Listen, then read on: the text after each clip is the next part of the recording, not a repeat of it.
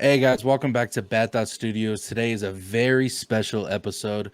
We are going to be going over the movie Your Lucky Day, and Luke is kind enough to join us, the producer of the movie. You're the producer, correct? Yeah, one of them is me Okay, and one of a the couple. producers.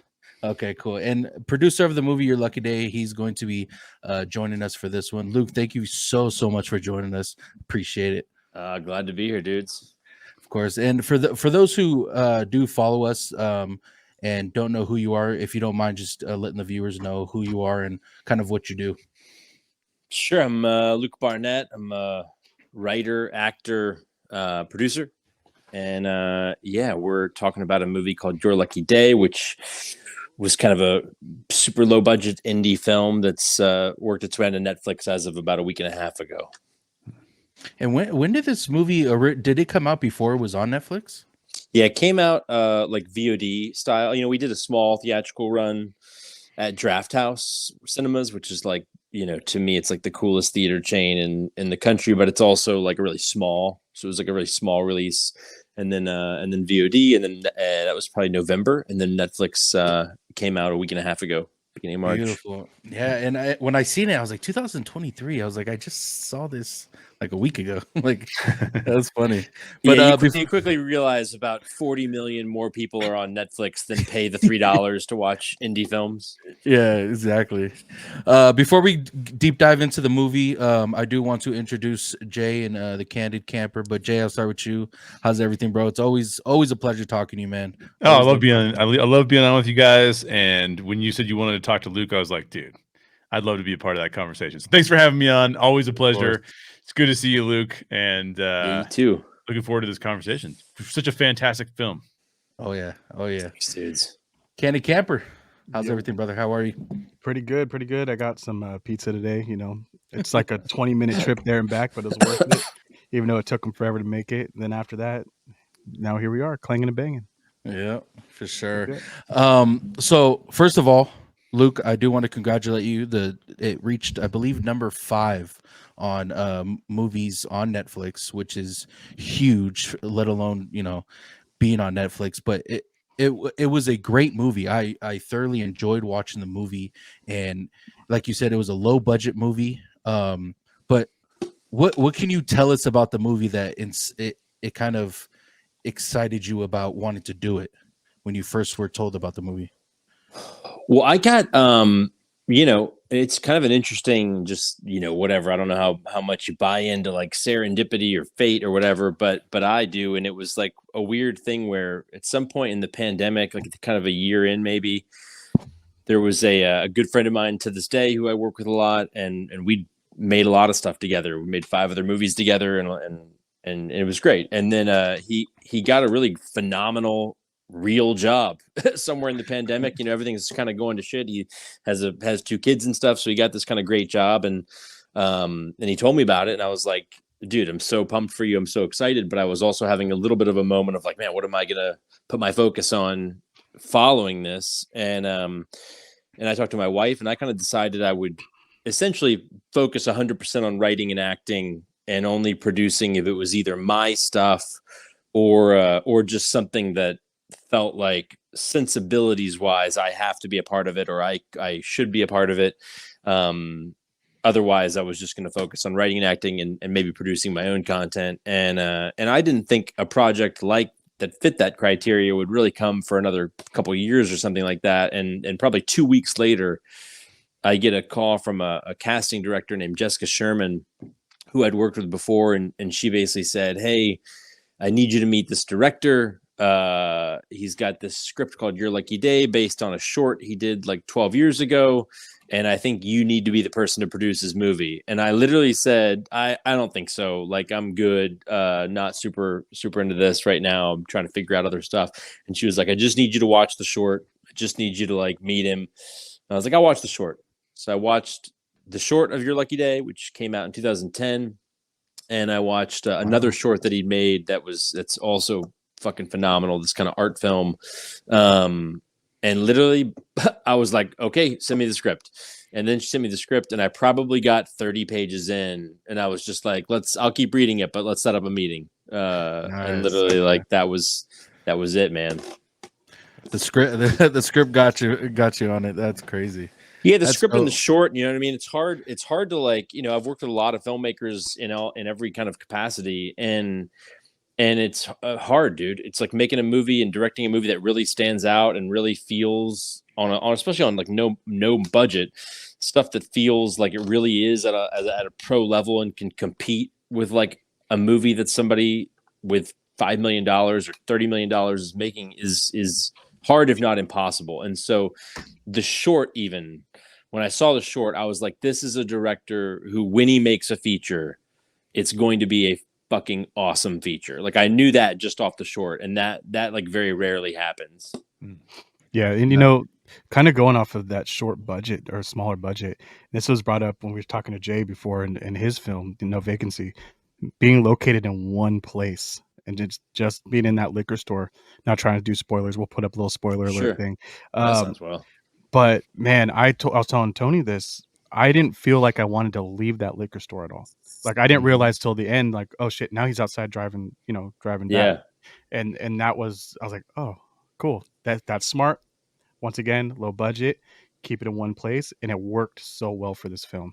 So that was awesome. Oh, thanks, man. I think what's key, like, if there's, I don't know who your audience mainly is, but if there's filmmakers that listen to this, I think the key to making like a one location or two location sort of project is that we've seen so many versions of like 4 people in a house. You know what I mean? It's like everybody kind of feels like, I'm going to take my 4 friends to Big Bear and I'm going to make a movie in a cabin. And I get it. It's like, it does make sense logistically. My only thing there is, I think no matter what, you have to figure out what like a totally different angle of that one location story is. Like, it could still be in a cabin in the woods, but if you're going to do the cabin in the woods, you got to know that there's been 300 Cabin in the Wood movies. There's one called Cabin in the Woods. So at that point, you got to be like, what's the angle we haven't seen before? And that's what I think Dan really nailed with this idea. It was like, I agree. Yeah, I agree 100%. That it to the point where I brought it up. I mean, that was, yeah, no, I think it was just magical. It's something that like you said, it's something you don't see. It's another angle of a one spot movie that you, like, I personally don't remember a movie that was just in one liquor store throughout the whole movie. Like, off the top of my head, there's not, ones that come to mind. And I think that's what made it so fun to watch, is because you see that it's just a liquor store that they're in, and there's so much drama behind what's going on. And it was great. It was great to see. And the fact that it started there too, which is crazy, because usually they'll have someone driving there or walking to it and everything like that. Well, that's a fun. I'll tell you this is, one of the things that I think was a very, very big improvement in the final cut that wasn't there the whole time was, there was originally like a big, there was a scene at the beginning of the movie, without, I don't know, saying anything I'm not supposed to say, that was essentially about the main couple of the movie, and it was like kind of a character intro, like learning about them and stuff, and it was a genuinely like beautiful scene where you got to like know these 2 people and the position that they were in and how desperate they were and stuff like that. But it also, when we were watching it, just felt like, man, this is like a solid 8 minutes before we really get into what the movie is going to be, and I think it did make a huge difference to cut that out and go right into the convenience store. Yeah. And I'm even in the beginning, don't get me wrong, he still was in the alley, or I think it's alleyway, right? And stuff did happen, but it was such a short period of time. That's nothing. So you're talking about like a whole nother. Yeah, I'm talking like 10 minutes before, like, before we got in there. And it wasn't even that it was bad. It was more just like, it's nice to just be in it. You know what I mean? Especially on a story like this, where it's very hooky from the beginning, it's like, you want to get to that hook of what's going to happen. And it's still, you guys still explained it perfectly in there. Like, you, in a 2-minute sentence, or like all it was is like, oh, this is what we did. This is where I work. This is what she does. Yeah. Cool. Now I get it. Now I know why you need this and what you need to be doing. So it worked out. Totally. Yeah. We did a episode with Jay, and he kind of gave us more knowledge about what a low budget films and shorts and all that stuff. He gave us the rundown, and when we found out that this was a low budget film, before you even release it, what's the goal that you you have before you even put out the movie, or while you're filming the movie, like afterwards when it's done? What's it like a goal that you either set or a goal that you like have in mind for the film? I mean, I think with any art or anything that you've created, it's like you want people to see it. You know what I mean? So I think that's like the broadest way of saying is you hope that these little movies can like find their audience and find people who dig it and want to see more of what you do on a bigger level. You know, you hope that it does make money. You hope that it does like get on somewhere like Netflix where a lot of people are going to see it. You know what I mean? Like most of these movies don't. It's like I've produced 6 movies and it's like, you know, there's maybe 2 or 3 of them that have gotten kind of into the ether of some sort and get press and get these sort of things and actually get a real audience. And then the other 2 or 3, like no one's seen, you know what I mean? It's like, or maybe some people saw it when it was on Tubi or something, but like not a lot of people saw it. And so I think that's kind of it. I mean, like you aim for festivals, you aim to find the right place to premiere it. You aim for, it's a whole process where it's like, you know, on a movie like this, you're hoping to play a festival where you kind of release it in an exciting way. You hope to then, you know, partner with a distributor who's going to get the movie and properly put care into how they release it in the same way that we put care into making it. And that's just something you don't find that often either. Like we were so lucky. I've worked with distributors where like the entire process, not even just making the movie, like everything that we were a part of couldn't have gone better. Like was literally like, this is exactly how we were hoping this would go. And then we sell the movie and then it's some distributor who like literally does not get it. And then they show you the posters they've made and you're like, what the fuck is this? And they show you the trailer they've made and you're like, what trailer is this? And then it like they ruin it. You know what I mean? And so we were like so lucky. This was distributed by a company called Wellgo USA, who I hope to make 10 more movies with, because it was like they just did such a great job of like of taking care of the movie and really wanting it to be what Dan envisioned, and you know, it was great. Nice. Jay, sorry, that was a long answer. Jesus no Christ. no you're good. That was awesome.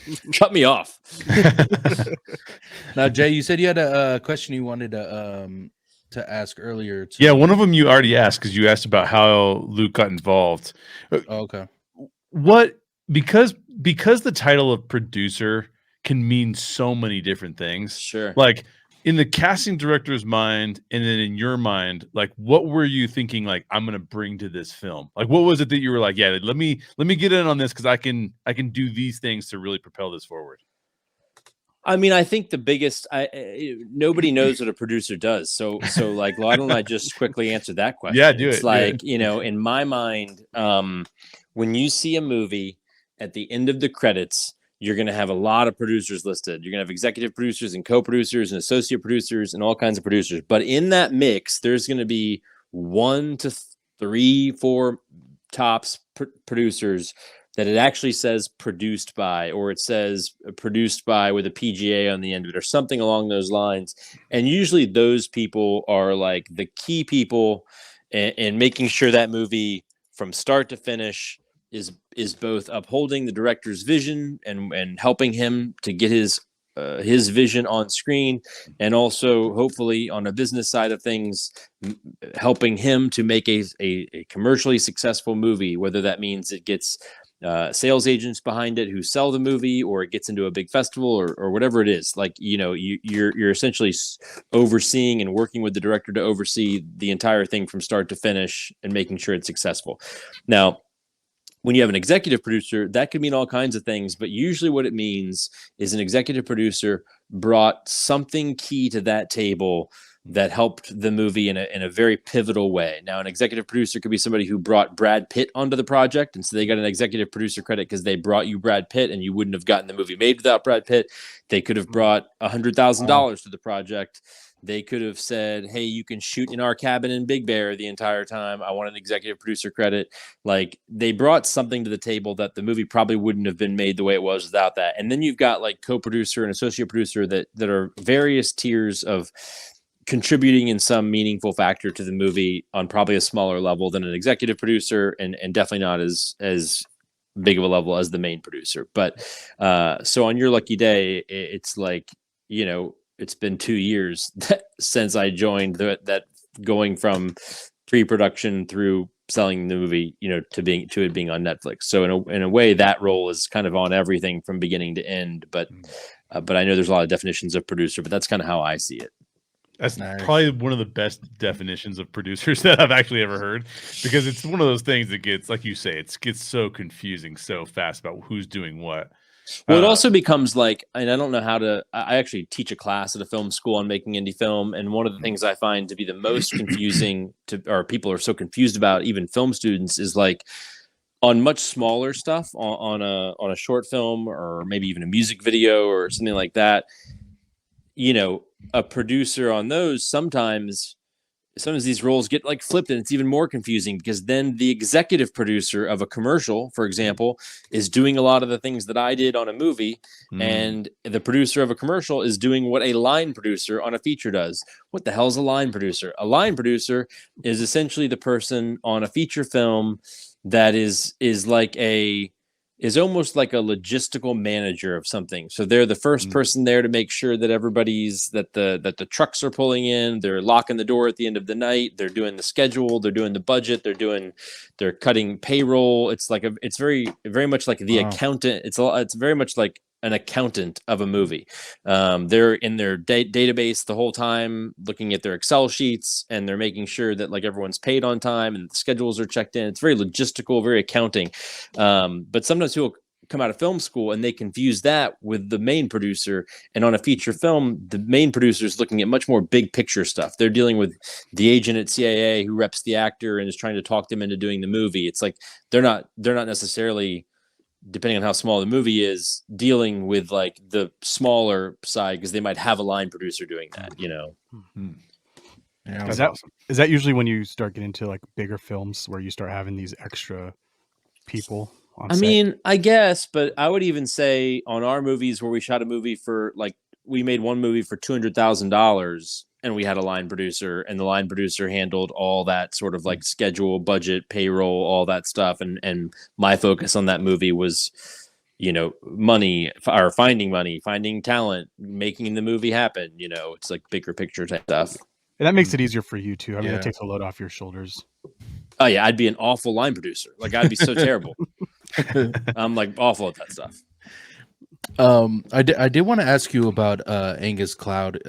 He's a very unique kind of actor. It's very different from the style that most people are used to when it comes to acting, but it's almost like he's himself when he acts, and it's pretty rare to see that, because I've seen interviews when he speaks, and it's almost like his acting, and it's crazy. But what was it like to work with Angus Cloud? Well, I think the reason you see that is because Angus isn't an actor, or he wasn't an actor. Like he wasn't somebody that like set out to pursue acting. He was like literally a dude living his life in New York, and a casting director saw him on the street and literally came over and was like, "Do you want to come interview for the show?" And he like went to this person's office in New York, and it wasn't even an audition. They just like asked him questions, like what music he listens to, just like literally talk to the camera. And they sent it off to Sam Levinson, who wanted to meet him in LA, flew him to LA. Guy gets on Euphoria, has never acted before in his entire life. And we, during the first season of Euphoria, Dan and his wife were watching it, and were both having like a moment of like, this guy would be like such an interesting version of Sterling. And he hadn't fully blown up at that point. You know what I mean? So when we got him, he was like fresh, just finished the first season of Euphoria, had just come out. So he didn't have 30 million followers and stuff yet. And it was really an interesting process, because even working with him, it's like, he's not an actor. It's like he's as Angus and as real as a person can be. Oh yeah. And it wasn't always the easiest, in the sense of like when you work with the other people who were traditional, classically trained actors, you got British actors who are coming over here, and parts of that were hard, because he's just not as much of like a perfectly online, perfectly understands camera movements and stuff as they are. But it was so wild, because I remember like it being difficult in that regard. And then the second you saw like the roughest of cuts of the movie, like an assembly of it put together, you were like, this guy's one of the best actors in the whole movie. And I think so much of that is because he's listening, which is like the number one thing they try to tell actors to like learn to do is like, listen. He's just there. He's just like being himself in those scenes. And so it feels real because in a way it is real. Everybody else is like doing their character and he's just like there talking. And it's like at the time it felt a little bit like, man, this is harder because he's not as trained as they are. And then all of a sudden you see like a daily of like one scene and you're like, oh fuck, this dude's so good. You know, it's just like you can't teach that sort of on-screen charisma. Yeah, whoever brought him in was smart as hell, man. Smart as hell. Yeah, in Euphoria, it was at first it was hard, not hard, but it was weird to see his style of acting. But once you started watching and get into the show, because the show was great, I enjoyed Euphoria, but his character was so necessary for that show that I don't see anyone else playing that. And when it comes to good acting, you kind of get that, like, you don't see someone else playing this character. And same with Your Lucky Day. I could not see anyone else play his part. Dude, the authenticity of that guy was so crazy. You know what I mean? It's like it reads on camera. It's that way in person. It's like just an authentic person. Oh yeah. Also, I wanted to mention Jessica Garza. She is my favorite character in this film. I was telling Jay this before we started. For me, a good character development is so vital to a movie or a TV show, in my opinion. Of course, a good plot and storyline, but a character development is so fun to watch in a movie. And Jessica Garza literally went from being the scared pregnant lady to being the badass of the movie. Can you tell me what it was like to work with Jessica and how that character kind of happened? I mean, it was written that way. I mean, it's all credit to Dan Brown in writing a just fucking phenomenal female lead. You know what I mean?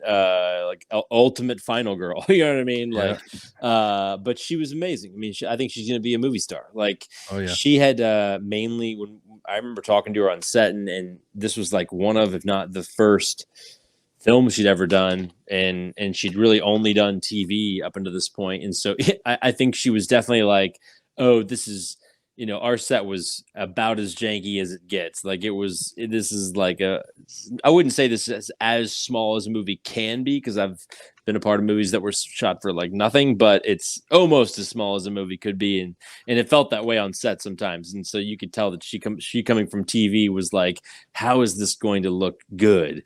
And then I remember talking to her at our movie premiered at Fantastic Fest in Austin. And I remember her just being like, I can't believe how good it looks. Like, it's like, I can't. She had a great experience, and she got to see herself on screen for the first time on a big screen, which is very exciting. And I don't know, man, I'm convinced that we're going to have this conversation in 3 years and she's going to be a massive star. Oh yeah. How does it feel for you to see these young actors and actresses become big, or even not even big, but just like seeing them in their face glowing, watching themselves on the big screen, and then seeing your work too? No, man, I think for everybody involved, this thing has been so exciting, because everybody knows how rough it felt when we were making it, and everybody knows how small. Everybody who was a part of it knows kind of how small it was, and it's been nothing but and even the process. You know, like I had kind of a viral tweet this week of places that kind of rejected the movie at its earlier stages and stuff, and it's, I don't even mean that in like a hostile way towards the people that rejected it, but it's just. It took a long time for the movie to get finished and to like get to where it is. And so then to see it kind of finding its audience and getting legs and stuff has been nothing but like exciting and gratifying. And how does Netflix come about, like just picking this up? How does that all work? Netflix came about from our awesome distributor, Wellgo USA, who basically, like, when they bought the movie, the first thing they do is try to go partner with a streamer to release it. And so they, you know, you get offers from Hulu and Amazon and all the various ones, and and we went with Netflix. Oh yeah. Were there multiple offers for the film to be on their platform? Yeah, there was multiple offers when we sold it originally, and definitely lots of opportunity on streaming and stuff. But this one made the most sense. Nice. Do you think, just out of curiosity, like it's an amazing story, but because Angus is the only name, it's it's one of these things where think of how many films are coming out on Netflix all the Sure. time, and none of them make it into the top 10. So Mhm. obviously this was an amazing story, and the word of mouth got out really quickly. But like, what else contributed to that besides just the story? Was it the name recognition of Angus? Was it, or was it something else? Did something else happen that was just kind of like, hey, that was magic in a bottle and that worked? Or, I mean, number 5 on Netflix is like, I mean, amazing. We sold the movie before we sold it all around, and got into the festival that we premiered at, and everything that happened for the movie happened before he passed away. So it wasn't like he passed away and then because of that, like all these things happened, but he had properly blown up. Like we couldn't have gotten luckier in the sense of like, it's, I'm not going to even try to say that wasn't a factor of it. Like you have somebody that you cast off of a first season of a show, and by the end of the second season, they're the face of polo. You know what I mean? It's like at a certain point, it's like by the time we went to sell the movie, he literally had like 30 million followers and brand deals with every company in the world. And every time I would get online, I would see an Angus Cloud article or interview or something. So he had become, even if he wasn't like a traditional movie star, he had become a very major, like everyone knows this name and face suddenly. And so that definitely was a factor in it. And then I think like by the time we finished it with VFX and all that stuff, it's like the movie, I'm proud to say, and this is all credit to Dan, it's like the movie feels way bigger than it was. Yeah. So it's like when you watch, I can't talk about what the actual budget is, but like I'll say that like it's comedically, it's nothing. It's like it's unheard of. So so then when you watch it and you're like, oh, I remember like my friends from back home, I'm from DC, seeing the trailer for the first time, and they all of a sudden were like, wait, you went and produced like a huge studio movie? And I was like, no, dude, this is the movie we shot a year ago. That was like me out on the sidewalk laying on the ground for somebody. Like, you know what I mean? Like, that's awesome. That's so cool. Getting the car, was it the G-Wagon? The G-Wagon. What was it? Was that, how thought out was that? Was that the car that everyone wanted originally, or was it changed around? Man, I can't remember if that was the car in the script. Dan is such a detail-oriented person that it probably was, but I don't remember if it was a G-Wagon or if it was just a fancy SUV, and that was the one we rented for the shoot. I don't remember that. Gotcha. I think one of the. Oh, good. No, I was just going to ask you, like, as a producer who's coming in, obviously you've talked about how great Dan is as a storyteller, but were there any notes you had for him when you came on board? Were there any notes where you said like, hey, like, I love this, but what if we did this instead? Or did you think, no, I'm just going to come in here and produce what's on paper? I didn't have, the script was so tight. I mean, like when the casting director sent it to me, it wasn't like somebody sent me a thing that was a work in progress that was like, hey, this needs some work. Can you come in here? She was like, this is one of the better scripts I've ever read. This short is phenomenal.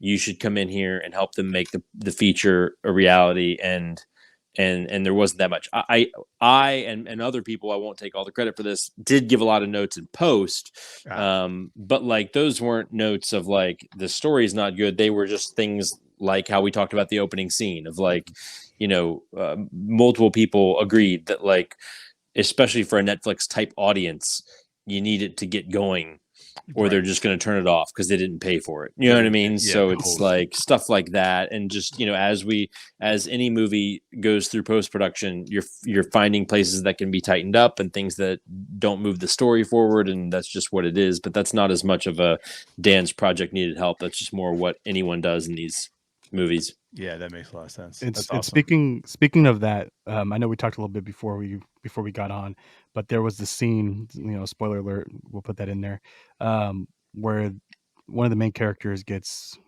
shot and killed, and that was one of those things that you had to change around.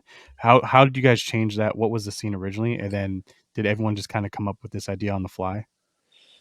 No, it was that was Dan and our editor Nick. Just kind of, when Angus passed away, it was, the scene originally, it was the same exact scene. It wasn't like something story wise changed. But I just think it was like a more brutal death. Like it was just like not even a different death. It was like he dies the same way. It was just more, we showed more of it. It was more stylized. It was more focused. It was more, it was a more brutal image all around. And I think that felt in the light of events a little, not disrespectful. I mean, it's a movie, but a little harsh. And I think the way that they decided, it wasn't even like an immediate, like, we have to change this. It was more just like, let's play around in the edit and see if there's a way that feels just as satisfying creatively and maybe isn't as focused on watch him die slowly.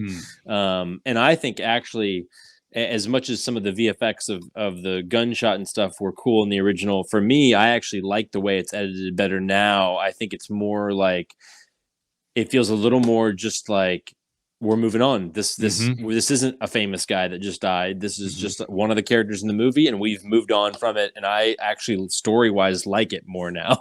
It was almost like in the back of your head is like, is he really dead? Is he faking it? Sure. Like you also have that going through your head while that happens. So that's another element to the way it was shot. I also have another question for you about Anna, the Jessica Garza's character. Now, with the I believe the movie was an hour and a half, if I'm not mistaken, or a little bit longer than an hour. Her character, like, it wasn't just dialogue that made her character so good. It was the little things, like Candid brought up, was the stepping on the hand. And is it hard to like develop a character or portray a character without dialogue and just like, just the actions that she does, or is it easier to just do it dialogue wise? I think it's I don't know that I would say it's easier or more difficult, but I think I tend to like, I mean, when I write scripts, I very much look at it like, it's cliche to say this, but it's like, how much can we show instead of telling? Like, how much can we, instead of just like saying exposition and talking about what's the audience should be thinking or what's happening in the screen, can we just show it? And so I think it's always a better way to tell a story, the more you can show it. So, and that comes down to like, it still comes down to the script doing it. Like, you still have to be able to like describe that on the page and get it across to whoever's reading it. And then it also comes to like having a really good actress that, or actors that, when they're not talking, are interesting and can showcase those things, which obviously she did a great job of. And obviously somebody like Angus, who doesn't even talk that much, in real life, does a great job of like being more interesting when they're not talking, Yeah. I got another question that for Angus. Who thought of the cutout eyes on the magazine? That's in the short. Oh, really? So the short film, it's online if you look it up. The short film stars Ryder Strong, who played no way. Who Boy plays Meets World. Exactly, the best friend in Boy Meets World, Sean. And it's interesting because seeing that, it's like it's the same setup and the same vibe and the same story and stuff, but he does a great job in the short, honestly, as an actor, but he's such a like fast talking sort of like this. And so when Dan cast Angus, he actually rewrote the dialogue for that character to be way more Angus friendly, because just like Angus talks about 4 times as slow as Ryder Strong does. And so like writing that dialogue with Angus, it would have been like a 3-hour movie. You know what I mean? So some of it was like doing a pass to kind of like cater it a little more to Angus. Whereas in the short, when you watch it, it's like a very kind of fast, angry, fast talking guy. Yeah, that scene was great too. Just when he starts grabbing the I tape, love it. it just goes for it. And then the tape's hanging down. I love it. I loved that part. That was like the moment in the short that I was like, "Holy shit! Like, what is this? Like, I'm in." Because it's so I love it. natural though. Like it's Totally. it's And those I little love like things they the don't think music about. in that scene and like the way they Mhm. cut that scene. I love that whole sequence. Yeah, I love when a movie just takes you into real life scenarios. I'll say you want people to think outside the box. You don't want everything handed to the character. He had to go and grab the tape. He had to use a magazine. He didn't have a mask on. Mask, Like yeah. it was just perfect. It was done really well.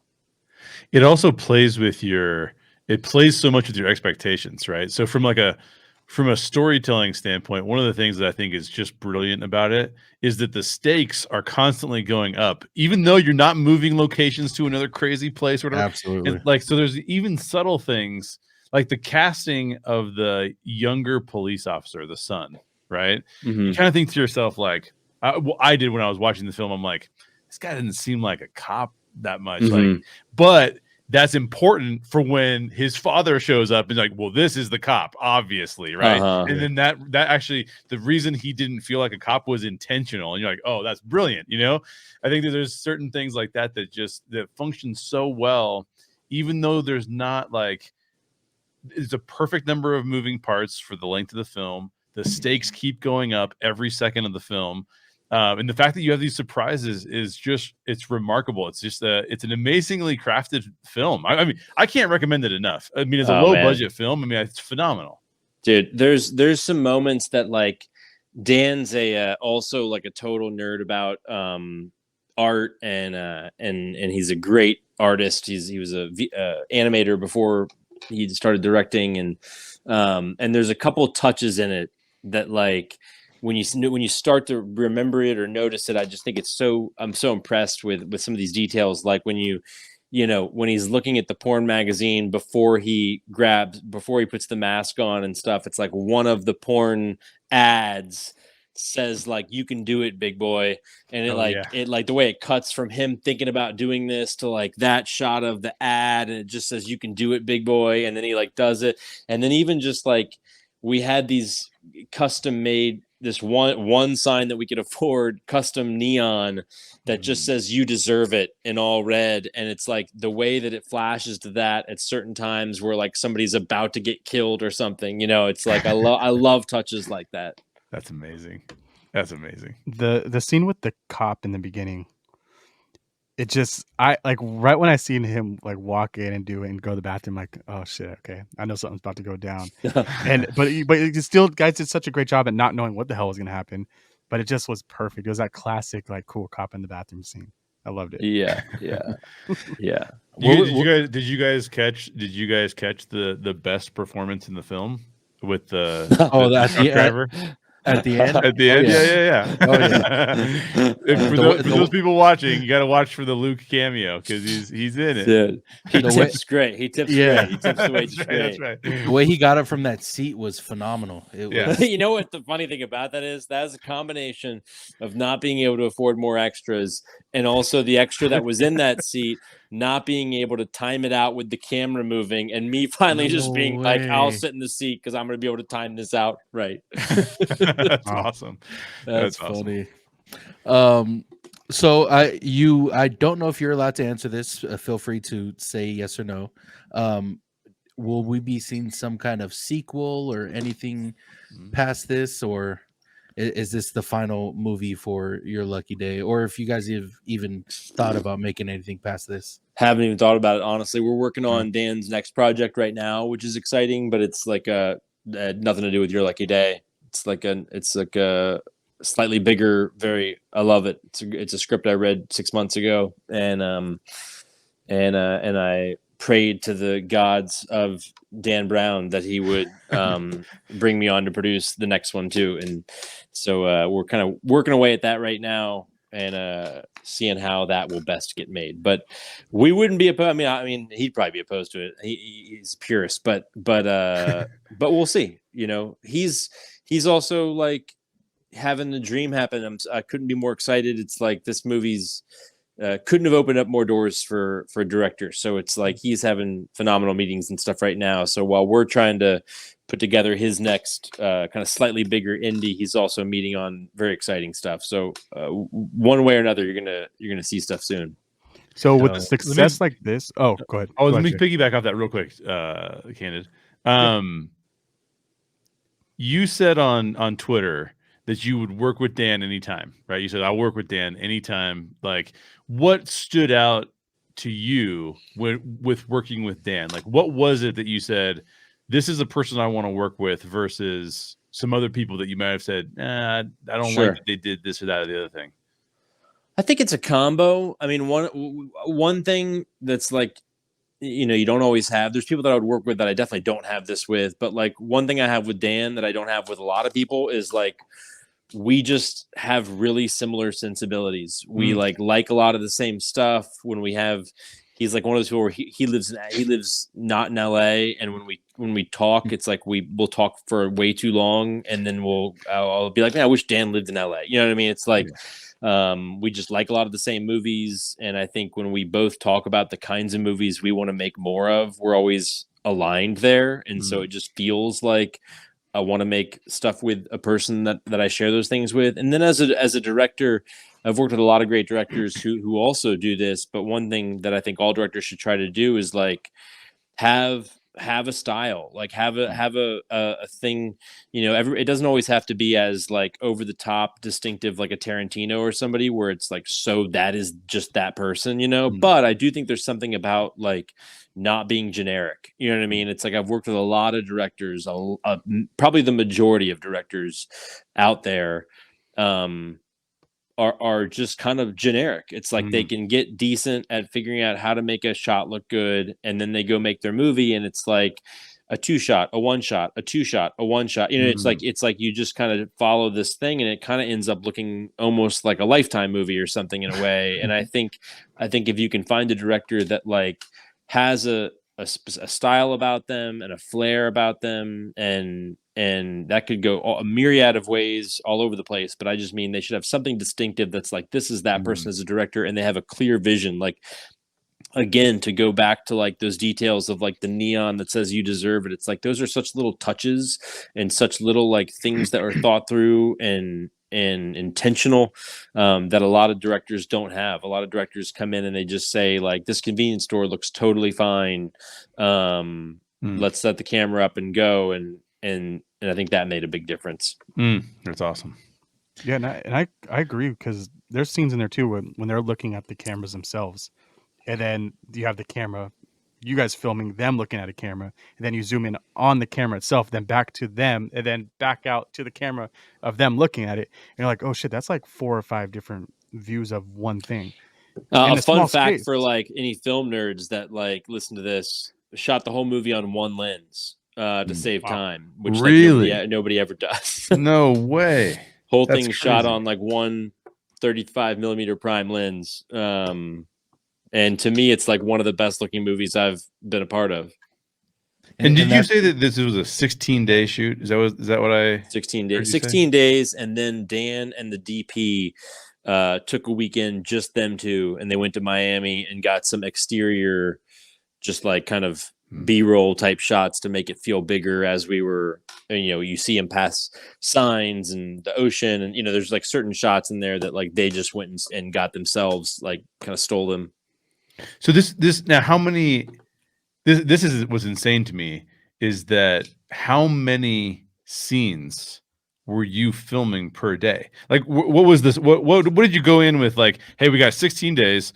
We're gonna do. Was it like, hey, we're gonna do mostly one takes? Was it we're gonna like move quick and dirty with it, or like what was the strategy going in, knowing that you only had that much time, but yet it looks so professional? I don't remember like day page count exactly, but I will say it's like the two things that made it save time and have a cool look to it are: one, we shot on one lens. There's no moments of like, give me the 70, give me the whatever, and take me 2 minutes to switch it. And also most of it, if maybe all of it, was handheld, so it was like very easy to just like run and gun and move it over here and move it over here, and nothing was locked off. Those two things made it much faster, and you're in one location, so you're lighting that main convenience store and then you're tweaking, you know what I mean? That's And cool. So using a handheld, that probably made it a lot easier in that smaller space too, right? Just kind of get around. Definitely. I mean, there's also like, so, on a small movie, but that has action, it's like a lot easier to kind of make it feel gritty and real with a kind of shaky camera. And because most of the time, of course, it was at night. The movie was set at night. Was there times where you guys had to like cover the glass that was leading into the store, or did you guys just film at night? There, Or how does that work? If shot, I mean, it was all overnight, so we definitely shot all at night. I'm trying to remember if there was Okay. any moments of us like covering the front to get stuff. I don't think so, but we may have done that. We may have shot backroom stuff while it was still daylight going into night. Okay. We So had there it- wasn't. no, Oh, go no, ahead, go you ahead. go. I was No, gonna say, no, Jones. No, I was gonna give you an example of how we did it wrong. But on our short, we had it scheduled that we were gonna shoot.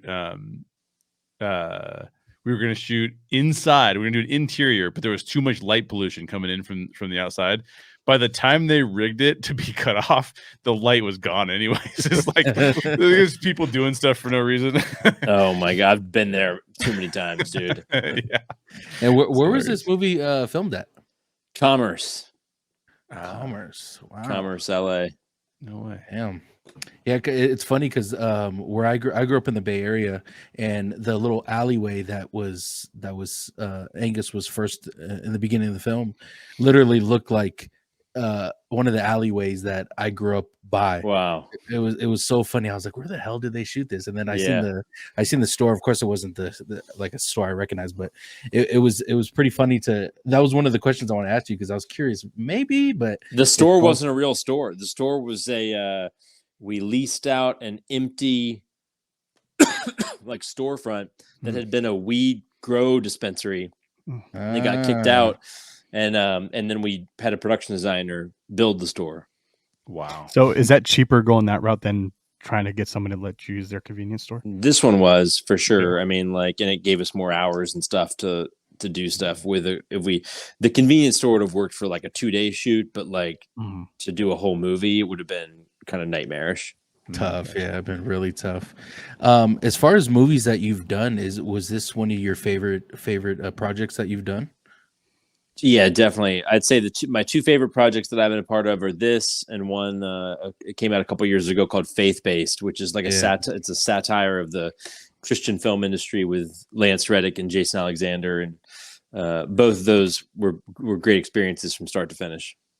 Yeah, I like Lance Reddick. That's his name. Yeah, I loved him, man. He was such a great Best. actor. Played my Great dad actor. in this movie. Played my adoptive dad. Oh, really? Yeah. Okay, I got to go check that out. Unfortunately, I haven't seen that one. Yeah, he was really fun to watch. There was one more thing I wanted to ask you. Feel free to chime in, guys, if you guys have a question. There was one more question that I wanted to ask him, but let me think about it. Yeah, I got something. Oh, okay. So when you're done with this whole thing and it goes to edit, you're just sitting there waiting for this thing to come back. Do you premiere it, or did you guys do like a premiere for the first time for you to see it, or do you bring it back and you guys watch it together first? I watched the first cut. I watched was like a link, on myself to give notes on. And I probably, watched it a million times. So it's like you watch it, you give notes, they go back in, you watch it again, they give notes. We would eventually kind of do a little screening with like 6 people to kind of get notes for people who hadn't seen it or didn't know the story. They give notes, kind of go back into the edit and just kind of kept tweaking away at it until it was in a good place. Gotcha. And then you mentioned a couple times what you like. What is your genre? What is your choice? Like if you were to have unlimited budget and you were just to go and do your own thing, what would you do? I like movies that take kind of like somewhat funny characters and put them in deathly serious situations. So it's like, I like movies like No Country for Old Men. I like all the Coen Brothers stuff. I like I like some dark, brooding stories of people who will do anything that it takes to make whatever that dream is come true. So I love things like There Will Be Blood. I love things like Children of Men. I like The Assassination of Jesse James by the coward Robert Ford. Like these are all kind of like I like Training Day. I like, I just like kind of gritty.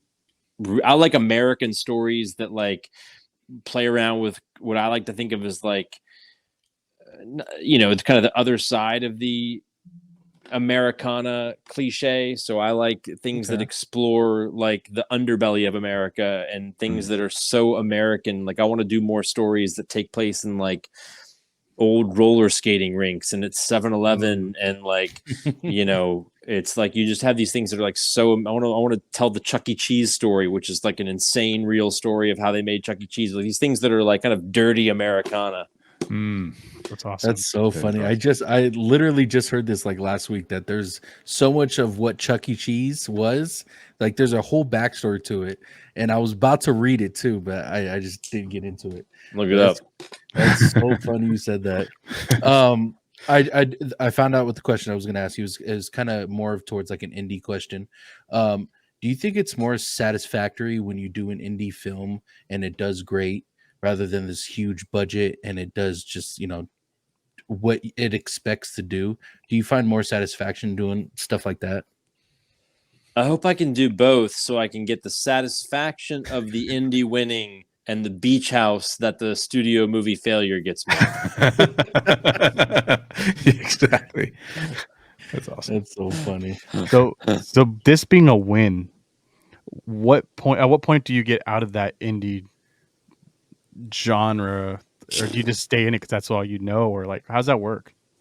I don't know. I mean, I hope I figure that out. I hope it keeps going. I mean, our next one that we're trying to get made right now is bigger than this one, and I hope it does well. And the next one's bigger than that one, and then I'll probably go back to doing a tiny one. Like, I don't know. To me, however it keeps working out, I want to keep making movies. I think my kind of dream career would be to get on. There's these guys who nobody probably even knows their name, but like there's a guy who I kind of look at as like, this is my 10-year goal. And it's a guy named Nat Faxon. If you look up Nat Faxon, Nat Faxon's a guy who at all times is like a series regular on some show. So he'll be on some network TV show, but then he'll also like, he wrote The Descendants, which won the Academy Award for Best Screenplay. He wrote and directed The Way, Way Back, which is like a phenomenal indie with Sam Rockwell. So like, my dream world would be to have some sort of TV acting gig that just pays great money and I love doing it. And then it allows me to go make weird indie films or write studio movies. Like I'm writing a movie right now that's like a big action movie that we got hired to write. And it's like been its own fun thing that I've never done before. So it's like I've never written a movie that had there's no parameters on it. It's like it would have to, for it to get made, they would need $150 million or whatever. So I don't know if it'll get made, but it's been fun to write something that there's just no ceiling to. Nice. And so I think the perfect world is to be able to kind of have hands in all these buckets, which is selfish, but whatever. Hey, as long as you're having fun, shoot for the stars, man. It's always good to have that kind of vision for yourself. Yeah. And what having you on is literally like a big accomplishment for us. Oh, like, dude, get out of here. Shoot higher. And we have a podcast that Ken and Kemper and we have a podcast that we do, and we kind of just started off just doing bullshitting. We're cousins. We've known each other since birth, and we've had just such a great relationship. But we've also loved film. We loved watching movies, TV shows, and for the show that I have on this with the Studios channel, I do a lot of Game of Thrones content and TV shows and reactions to trailers and stuff like that. So when I first started this out, there was no way in hell I was gonna say there's a movie producer gonna be on my show or our show. Like it's just something that we never. I love it, dude. Never would have thought of. I love it. Well, dude, I have this thing where I'm like, every now and again, I just get in this moment where I'm like, what's the next thing? What's the next thing? What's the next thing? And I kind of forget to take moments and be like, man, this was a cool thing that happened. You know what I mean? And I'm really bad about that. And so then I look back like 8 years later or whatever, and I'm like, man, this is it's kind of cool and wild to watch something now comparative to what the thing I made 8 years ago or I was in 8 years ago. And I think it's like they're all these little milestones that we have to just like really take a moment and be like, fuck, that was fucking rad. Because if you don't, then like 5 years from now, when you have like an actually successful producer on, you won't remember that Luke Barnett. No, was that never. Never. And I agree with that. I believe you and Jay had that conversation as well, that on the episode you did with him, I believe you were stating that you don't really yeah, he's like, fuck you, I'm out. That's hilarious. He's like, my time here is done. That's all you get. Well, he gets back, hopefully. I want to say the same thing. You know, I get where he's coming from. I don't think so success for me is being able to provide for my family and making it every single day. Like, that's successful to me. Like, I have everything I ever wanted. I don't need more than what I have now. Do I want more? Of course. Do I want to shoot for the stars? Sometimes. Let's go. But stepping into this role with Anthony, it like really got me going again, my creative juices flowing. Then, you know, now I wrote 2 books and I have another podcast. It just keeps going and going and going. And then, you know, Tony and I were writing our own thing on the other side. So I can see where he's come from 5 to 10 years later, looking back at it and saying like, damn, we had all these cool people coming on. But I don't think I'd forget that because of how impactful it's been. And, you know, even having you on, Jay, like you're your own person in itself. Like, everybody we've had on this channel is so special, even if there are family, friends, or whoever the hell they are. Like, everyone that's been on the show has something unique to bring to the table. And it's just awesome meeting, you know, random people. No offense, not random, but random people. Because I don't know who the hell you are and out there in the world until we started talking on Twitter, until Tony brought you in, until I saw you with OG. I only started talking to OG because he loves Disney and I love Disney. And then it became this big ball of everything. Yeah. So it's pretty cool. And this is, once again, why I love having a podcast and glad that I'm doing it. I think you guys do a really good job of asking questions in a way that's like, it's we're there. Is asking questions in a way that's like engaging and like it makes everybody learn but feel good learning. You know, like you guys do a really good job doing that. I think it's awesome. Appreciate that. And the thing is, I don't want to interview people. Like, that's not. I'm not here to interview Luke. We're here to have a normal conversation. But it's a curiosity. Like, these are curiosities for me. Yeah. I have I've never been even close to anywhere that's anybody that's filmed anything. The fuck do I know? That's why I'm asking these questions. And then guess what? Next time we have Luke on here, I'm gonna ask him some crazy other random shit that has nothing to do with him fucking filming things. As you should. A quick question for you. So my phone died because I was on the phone and doing the thing. So how can I get off here without it being awkward, knowing that I don't have headphones on right now and I'm gonna fuck up the whole recording? No, you're good. We can end it right here. We just if you could tell the people where they could find you on social media, and also, you know, what you have coming out next as far as you know, projects that you want to promote or something like that, you feel free to do that. Yeah, well, thanks for having me again, guys. I'm on all the social medias. So I'm on like Twitter at Luke Barnett. I'm on Instagram at I am Luke Barnett. Your Lucky Day is available on Netflix. Faith-Based is available on Amazon and Peacock. And I don't know when the next thing is coming out. I just wrapped a fun movie called Teacher's Pet. That was kind of a horror thriller where I play an evil teacher, which was actually a lot of fun. But nice. We just finished that, so I don't know when that'll come out. But yeah, feel free to follow me on social, and I'm way too active on there.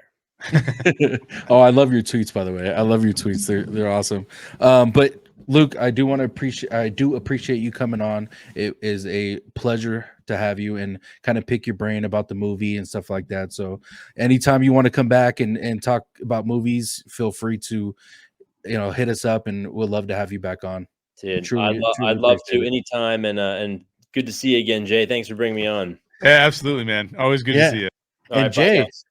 See you later, Luke. Have a great night. You too, brother.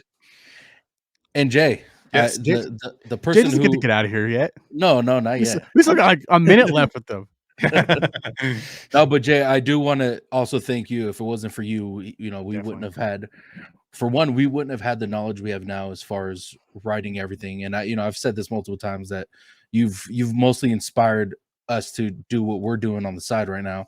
But for this episode, thank you for reaching out to Luke for us and bringing him on. He's a cool guy. Like an hour in, and you could really tell that he's a fucking awesome dude. And like I said, thank you so much, man. I appreciate it. Yeah, I mean, huge shout out to Luke. This industry is not full of cool people.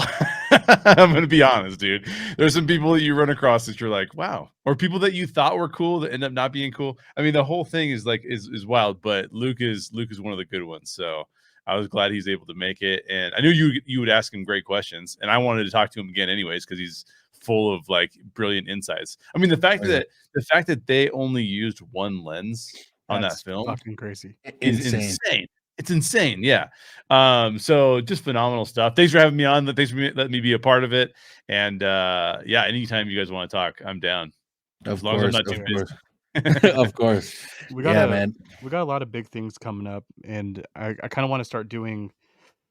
I want to have like an anniversary show. I think when we hit our year, so nice. I want to try to get as many people on as we can, and we'll do something big. So, but honestly, I hope we get you on before that too, just to shoot the shit.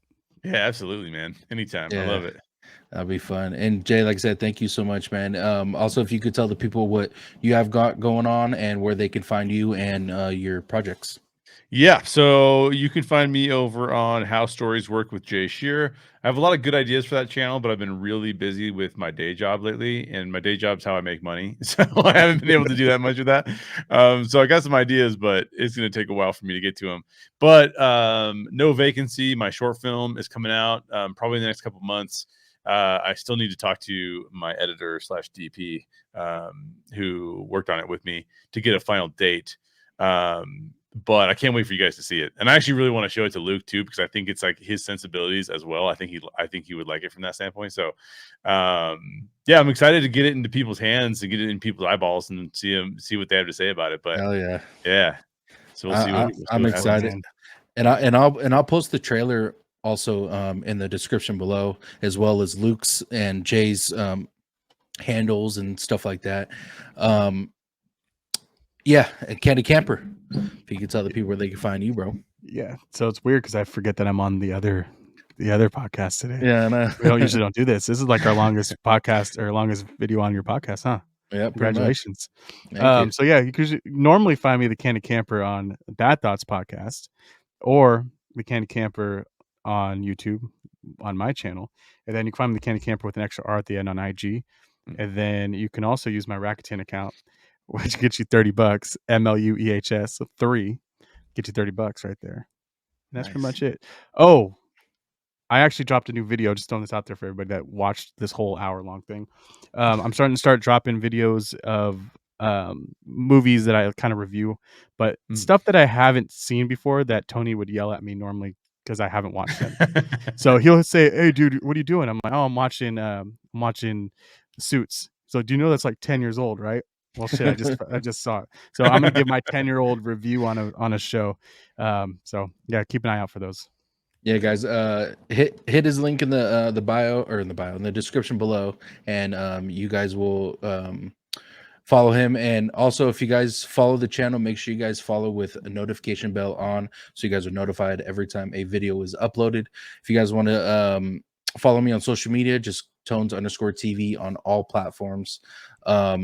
Make sure you guys follow the podcast that Candidate Camper and I do, Bad Thoughts Podcast. And like I said, everything will be in the description below. And hope you guys enjoyed the video. Make sure you guys comment and let us know what you guys thought. But yeah, hope you guys have a great night. Love y'all.